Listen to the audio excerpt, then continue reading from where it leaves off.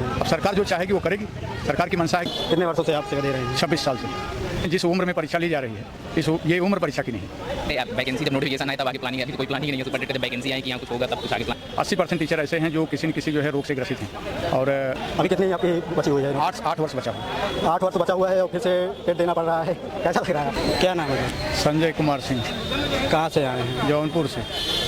क्या आप टीचर हैं? हम टीचर हैं जी सर। कितने वर्षों से आप सेवा दे रहे हैं? 26 साल से। पेपर कैसा था? पेपर बहुत अच्छा हुआ है। CDPDP कैसी आई थी? सब बढ़िया था पेपर। जो पैटर्न बदला हुआ है लेकिन पेपर जो है अच्छा आया था, स्तर के अनुकूल था जी सर। जैसे योगी सरकार ने अभी बोला है कि जो टीचर है उनको भी टेट अनिवार्य है, तो इस पर आपकी क्या राय है? गुणवत्ता बढ़ाने के लिए सरकार कुछ भी कर सकती है, लेकिन उम्र के हिसाब से ये सही नहीं है।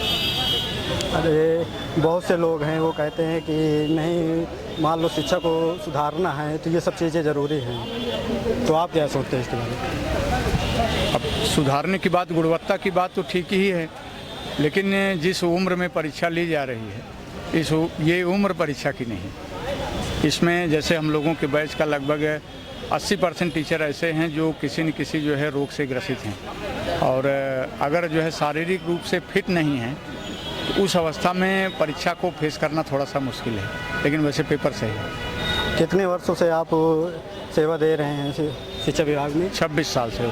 अभी कितनी आपकी बची हुई है? 8 वर्ष बचा हुआ। 8 वर्ष बचा हुआ है और फिर से टेट देना पड़ रहा है, कैसा लग रहा है? हमको तो कोई दिक्कत नहीं भाई, अब करना है तो उसमें जो है लगे ही रहना है, लग करके जो है परीक्षा दे रहे हैं।